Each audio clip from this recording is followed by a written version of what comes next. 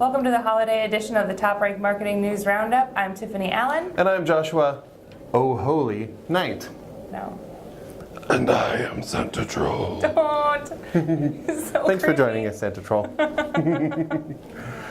So would you say that if Santa Troll were making posts on Instagram that you would not be influenced to make purchases because of him? I feel like, yeah, his specific brand image doesn't align with my buying patterns. He may terrify you into making a purchase, but fair. Yeah. There was a recent study actually that was all about how women make purchases based on influencer posts. Huh. And because half of our team is female, I feel like I'm the most qualified to talk about it. Absolutely. So we'll just say the survey was of 20,000 women. It was from a company called Bloglovin that is an influencer platform, so completely unbiased study about effectiveness of influencers, I'm sure. But they found that, like I said, 53% of women made the purchases because of influencer posts. That Instagram was the preferred platform for engaging with influencers at 61%. But Facebook was actually the highest for engagement. Interesting. So like the place where we want to do it is Instagram, the place where we're doing it the most is Facebook, followed by Instagram and Pinterest, rounding out that top three. Makes sense. Unsurprisingly, 60% of the respondents said that they would only engage with content if they felt that it was genuine and authentic. Right. The other 40% were like, we like fake stuff. Fake stuff is great. Fair enough. Still, you know, if you're playing the numbers game there, you're probably better off being authentic. Yes, almost always. Yeah, well, some new research came out from Experian that shows that email marketing is not dead. Oh, my Lanta is a creepy Santa Troll. Email marketing is not dead, unlike our undead friend here. It was actually growing in Q3 year over year. So in 2016, the third quarter, email grew in terms of sends by nearly 20%. Oh. Year over year, which is interesting, especially Q3 people are ramping up for their holiday content. They're starting to plan for their next year. There's a lot of different strategies that are kind of coming to light in that time. It's interesting to see the bounce rate and unsubscribe rates for that quarter as well were lower than in previous years, which is showing that folks are getting a little bit more targeted email sends and they're giving their correct email addresses when they're signing up for lists, which is helpful. But there is a loss in clicks and click-throughs. The click-through rate's down by about 13%, which means that folks are not either clicking through to the content that they're opening or they're not able to click through. A lot of this comes from a rise in the share of clicks coming from mobile devices, so smartphones. So emails are coming through on mobile, maybe don't look so good, maybe don't work so well, and that's impacting that click-through rate. So you just have to assume, right, that if you're sending an email to somebody that it's going to be opened on a mobile device. Yes. And just make sure your landing page is optimized, click-through is optimized, make it happen. Email itself is optimized, the images show up, they're the right size, you can click them, touch them. Email can work, but we gotta up the content game a little bit. Yep. Make the ask a little more compelling. Yes. Makes sense to me. By the way, speaking of marketing, which we do frequently on this show. Once. There was a list Search Engine Journal just put out of the top marketing posts of the year, that is posts about content marketing. They listed a top 15. I took a look at the top 3 because I thought they had some interesting lessons to learn about what makes for share-worthy viral content, you know. The first one, the one that got the most shares, is this article from TechCrunch that I'm sure you've seen. It was everything the tech world says about marketing is wrong. Oh, my Lanta. Everything wrong. Deeply wrong.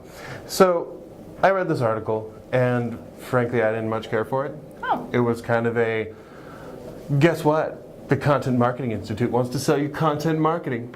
Isn't that convenient? What's that? HubSpot wants to sell you inbound. I have a conference called Inbound. Isn't that convenient?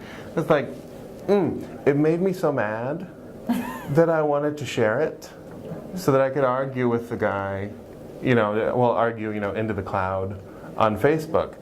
And that's brilliant, right? Like, even if I don't agree with this thing, people who love it can post like, yeah, stick it to the man. People who hate it can be like, stupid hipsters hating everything. So the drama is definitely selling that. So a little drama, controversy, top shared content marketing post of the year. The second was, how much do people trust your content? From Forbes.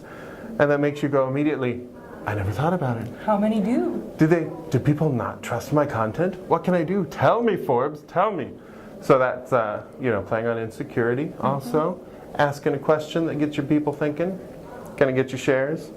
And finally, the third one on the list was from Adweek. It was marketers, content producers under 40 who are shaping the industry. Wow. And I got tons and tons of shares because influencers. Right. I had 40 people in it that they were saying, hey, buddy, I'm just saying, we're going to say you're shaping the industry. Maybe you want to tell your mom? Maybe you want to tell your grandma? Maybe you want to tell 53% of women? Yeah. Because they might make a purchase due to your influencer posts. Perfect. That makes great sense. I feel sorry for the 54th one. It was like, hey, you got anything to tell me? Like, no. We told 53% they're the only ones who are going to do it. So fair enough. Fine. Well, Josh, speaking of sharing on Facebook, Facebook's newest development in their fight against fake news is that they will start fact-checking news articles posted on the platform and shaming fake posts with a disputed tag on the post itself, which will be prevalent. I'm not sure. I have not seen the mock-ups of what it's going to look like or anything in action in the wild. So not exactly sure what that'll look like yet, but they are using reputable third-party sources to fact-check this news so that we can avoid more fake news hubbub and hullabaloo in the future through Facebook. They actually did take a little bit of a spin on this and say that programmatic ad technology is partly to blame for helping facilitate and fuel this fake news trend because folks, of course, are making money on some of these ads that aren't necessarily the most reputable and the most correct news. So something to keep in mind as you're browsing through your news feed. Maybe make sure everything you're posting is correct. Maybe make sure you're fact-checking your sources. But no, that's the next step and what we're going to see, I think, evolve as something that more social platforms do take on. It seems like the people selling the ads are going to have to get involved in that at some point. Like Google is starting to take some steps to be like, hey, if you're making money, like objectively making the world a worse place, maybe you don't get display ads. Maybe we won't show them on your site. Maybe we won't give you the revenue. Maybe we can all work together to make it a better place. Right. What do you think, Santa Troll? He has no thoughts. Heal the world, make it a better place. Wait, that's not the right group sing-along for this season, right? It's close enough. Yeah, it should be the Do They Know It's Christmas Time? And yes, they do, actually. We are aware. Turns out. I will be out next week, so I won't be able to bring you the wonderful marketing news that you're accustomed to, but Josh and our wonderful stand-in marketing director, Ashley, will be here to read you more news, and it will also be available on the TopRank blog. But if you're dying for content in the meantime, I know family functions make me want to read marketing news. You can follow us at TopRank or visit the TopRank blog, toprankblog.com, or follow me at Tiffani_Allen. And I'd love to see you on Twitter. I'm at Nite Writes, or Nite Writes. And have a happy holiday, and we will see you on the other side. Bye!